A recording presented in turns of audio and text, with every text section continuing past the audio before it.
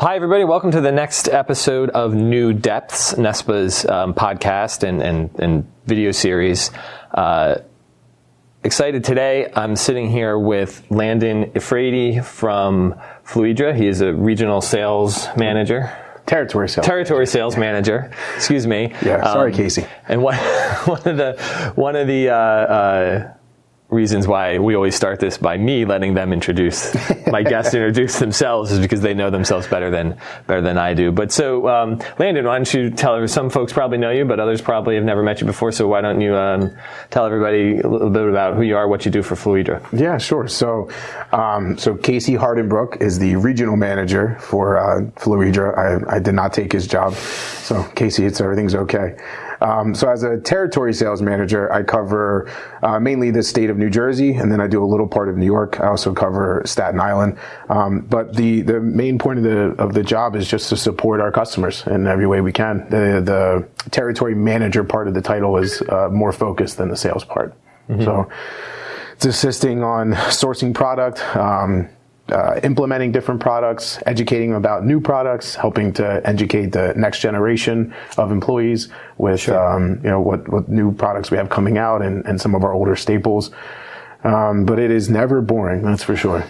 Well, it's probably even less boring over the last year or so. That's right. Yeah, it's been Do you see a lot of that where you have companies you've worked with as their representative for some time, but maybe there's a next generation coming on, or they've got some folks that have been working for them for a couple of years, and then so it's the same customer, but you're bringing new people up to speed all the time? Yeah, absolutely.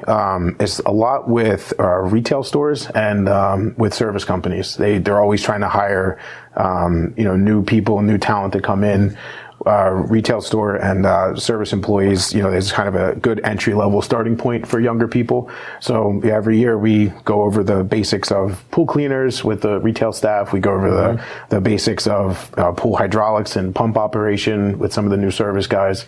And it's fun. It's nice to be a part of that. Yeah. From your perspective as representing a large manufacturer in the industry, it's changing all the time, right? Like every year, regardless of market conditions or any other challenges, you're always, as are your competitors, always adding something new, changing something, freshening something up, or in some cases, and we're going to talk a little bit about the Internet of Things here and some of your automation, making leaps in sort of how the customer can interface with their pool. Yeah. Yeah, there's a lot of factors that drive the demand for products.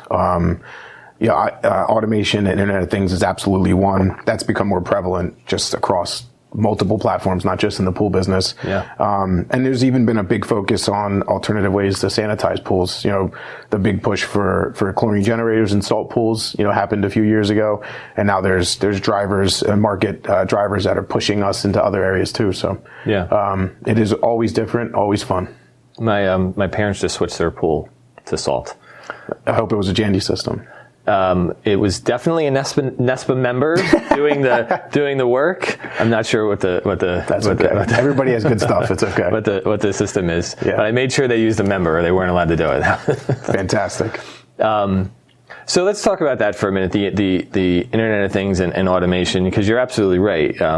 We were catching up before this a little bit, and talking about how automation and the internet, what's changed in the current environment that might stay, and what's a fad. And certainly anything around sort of automating processes in your life, whether it's technical, and we'll talk about pools, or it's ordering groceries, or it's using DoorDash instead of going to the drive-thru, or all those sort of things, they're going to persist, right? Because people want to get their life back in the things they want to do. They want to go to bars, they want to go to concerts, they want to go to a movie theater, maybe whatever their interests are. But no one's dying to spend more time in checkout lines at the grocery store, right? No, that's not the thing people are talking about. No, it's actually even gotten more ridiculous than that too. And there's IoT connected refrigerators now. There's IoT connected coffee makers. barbecue grill, smokers. There's even a bike lock that you can connect to your phone and control and unlock and lock your bike with your phone. So the idea that you want to automate and connect your pool is really not that ridiculous. It seems like the natural trend. That's what everybody wants. And all those things that you mentioned all pivot towards one central point, and that's convenience. That's ease of operation. Yeah. We did one of these with a pool builder in North Jersey, and he was talking about how he manages the service, right? And the idea that the convenience that he sells in a lot of ways is when the customer gets home Friday afternoon after working all week, they walk in the front door and then they walk out the back door, they want to do whatever they're going to do. They're going to want to jump in the pool or put the burger on the grill. They're not going to want to go, okay, well, first I got to mow, and then maybe I got to prune those hedges, and then let me check the chlorine levels while I'm doing that, and I got to clean the grill from last week. Like, they want to go and use the space that they spent a lot of money on to enjoy at the end of that week or that weekend. And that's exactly so to that point. Then let's talk a little bit about automation in pool systems. I guess start from the beginning. I know everybody who's listening to this, our NESPA membership and others, they're in the industry. So automation, they've heard it, right? Mm-hmm. It's not brand new. We've been talking about it for a few years, you and others. But you're seeing an uptick in it, right? You're seeing more of an adoption of these systems. Tell us about some of what Jandy Automation does, but then also, let's talk about it from the perspective of the dealer, right? Like, how are they selling it, or what's the benefit for them to install for their customers? Automation's definitely been around for a long time, a lot longer than you kind of might think. Intuitively, it's been over 15 years now. There's been some sort of automation to put on the backyard, and it kind of got this stigma that it was only for the really higher echelon pools, that it didn't belong in your normal common pool. And partly, I think the price was a barrier to entry when they first came out, but that's really no longer the case, and it hasn't been for a long time. Mm-hmm. And because the automation, because IoT products have become so ubiquitous just in any industry whatsoever. Right. It's now homeowners are almost kind of expecting it. So it hasn't been as much of a barrier there in price, but really, all it is a really fancy light switch, so like a light switch on the wall, like we have right here, just breaks current and puts current back on and illuminates the room. Pool automation is really simple the same way. What makes it complicated is how you interface with it. Okay. So and that's where the leaps and bounds have been, and it's not just unique to Fluidra or Jandy. Pentair and Hayward have also come out with very good automation systems with very good user interfaces, and that's what the people want to see. So nobody wants to, older automation systems, you had to go out to your equipment pad and do some sort of arduous task to have the automation be programmed, and then you couldn't really do anything after that. Now they're so good, you pull out your cell phone, and even, we have integration with Siri now. I can even just ask my cell phone to turn on my pool. Right? If, like you said, you're coming home on a Friday, you want to just go right in and jump in the spa. I could just ask my phone on my drive home to go into spa mode and turn the heater on for me. So when I get home, my spa is 102. I don't have to wait. I don't have to turn valves. I don't have to do any of that stuff. So it's the user interfaces where the leaps and bounds have been made. And then Moore's law is kind of taken over too, and the price has been driven down to where, again, Hayward, Pentair, and Jandy have all now come out with lower cost automation systems to really crush that barrier to entry of price point. Yeah.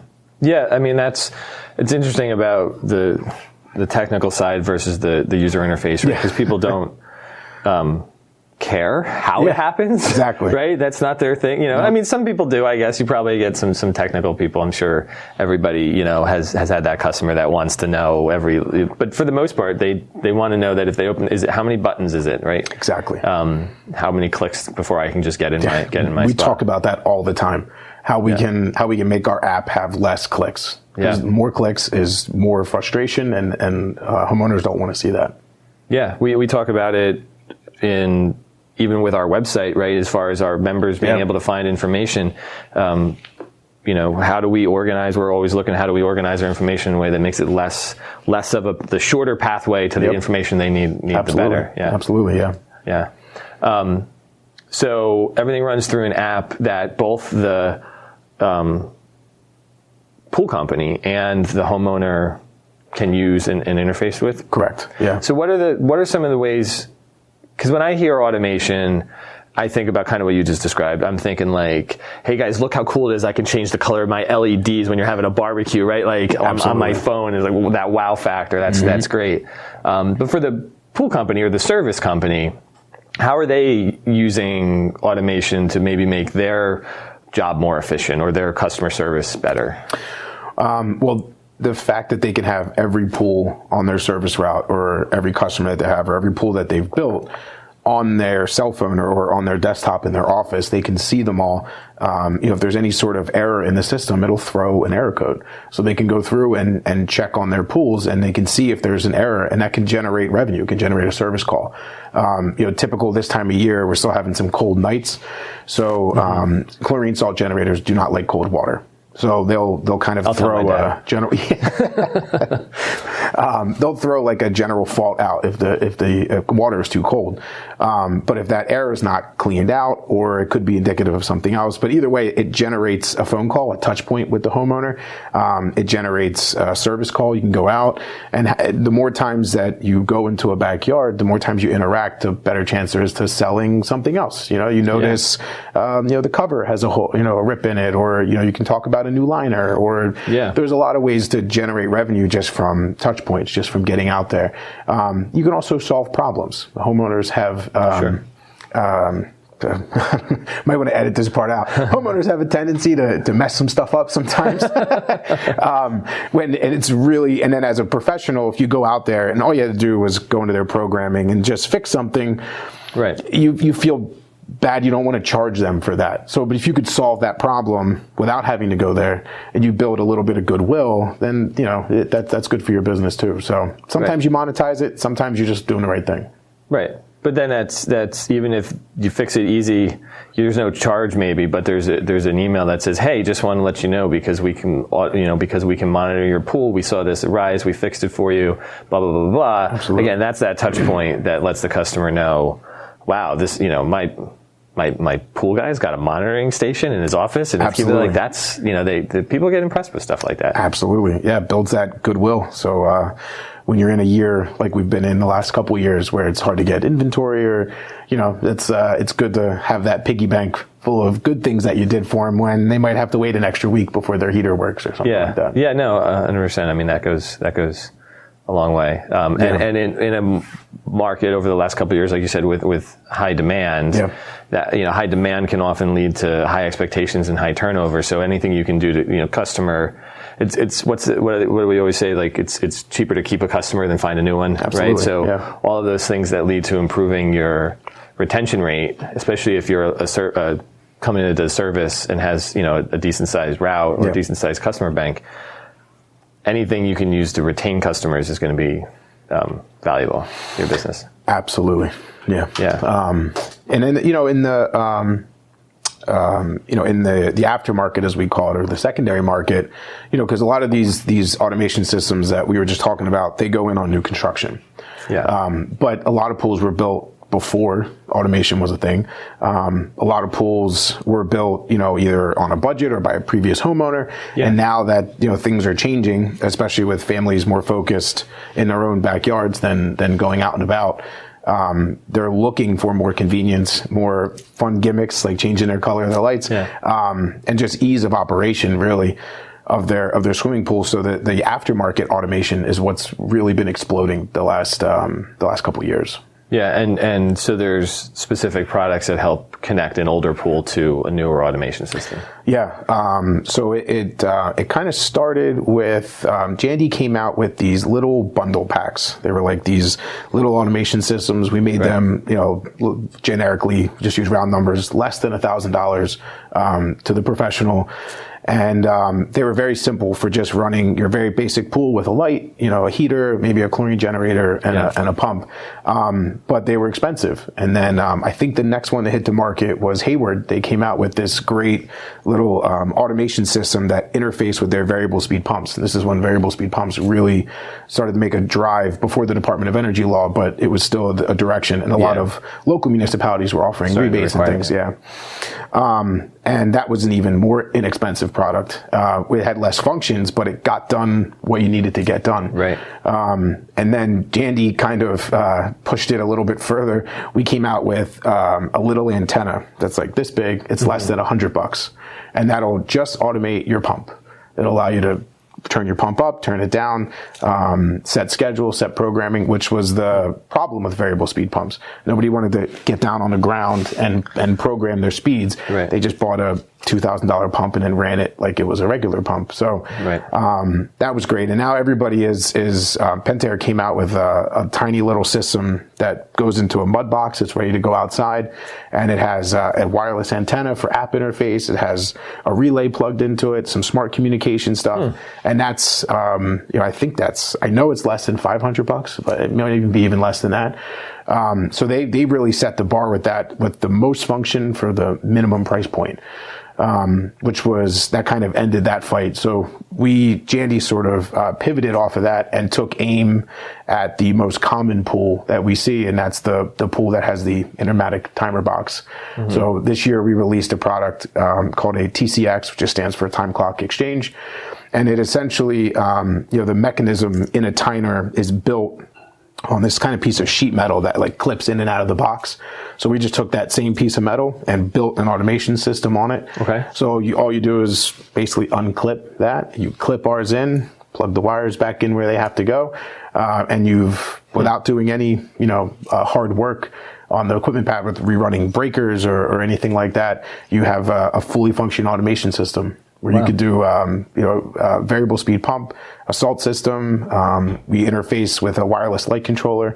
We can control any manufacturer's lights too. So if the pool, has kind of been mishmashed for the last 20 years, it has like a Hayward light and a Pentair pump and a Jandy salt system, that's fine. We'll run all three of those, and even a Raypack heater, no problem. Right. So, without a lot of extra effort, and this product is, still less than $1,000 to the pro. It's interesting because, like you said, the barrier to entry and sort of tearing down that perception. Like, so if you're a higher end pool builder building, a higher end pool, you're baking this into the construction all the way around, and it's not just the automation, it's the features that would be automated, right? Because you've got the built-in spa and you've got all kinds of cool lighting and all kinds of other things. So that's great, but to be able to upgrade some existing pools, the renovation market is huge in the Northeast. Yep. At some of those entry points, you can upsell those things, but you can also kind of work them into what you're doing just so that you can have that higher level of service, and that, you're not talking about thousands and thousands of dollars, and then marking that up and then figuring out all of this. You're talking about affordable parts that are plug and play essentially, as far as installation, that can keep a customer, that can help with, the referral process, just the wow factor of what it is that you're doing and making available. So, it sounds like everybody's going to be working towards automation in most of their pools at some point along the way here. Yeah, it serves as kind of like, I know it's cliche to say, but it's kind of like a win-win-win. I mean, obviously, I told you the focus of my job is really managing the territory, but the word sales is in there. I do have to sell stuff too. Right. So obviously we want to sell stuff. And as a professional, I know we're all building backyard dreams, like you said, and for ease of convenience, but they also have their own families to support. They have to sell stuff too. But if you can sell a product that genuinely makes owning a pool more enjoyable, I think that becomes then a win-win all around. Yeah, for sure. Yeah. Nice. So that's a lot about automation, and some good, that's good. That's good information for people to hear and ask questions about. And, we find when we do these, it's like automation. Okay, I know about automation. And then you do the whole conversation. It's like, oh, I didn't know that about automation. You never know, kind of what's going to come out of it. And we like to think of these conversations kind of like you would interact at a trade show or something like that, where it's like, you're going over to ask a question and get an answer, and then where the conversation goes, sometimes you get these things that come out of it that you didn't even know you needed to know. Which, by the way, I cannot wait for the pool show this year. You and me both, my friend. Good. You and me both. I'm looking forward to getting back to a great show, a normal show, and having a lot of fun in Atlantic City. Yeah, me too. Yeah. That's where I'm from, Atlantic City. So Are you really? it's like a homecoming for me every year. I love it. That was my favorite part of coming into the pool business was that. Be the pool and spa show powered by Landon and Brady. I wouldn't go that far. Awesome. Well, listen, I really appreciate you coming in today and sitting down and having this conversation and making the time. I know you're very busy this time of year, but I think this has been great. Yeah. Great. Thanks everybody for watching the latest episode of New Depths.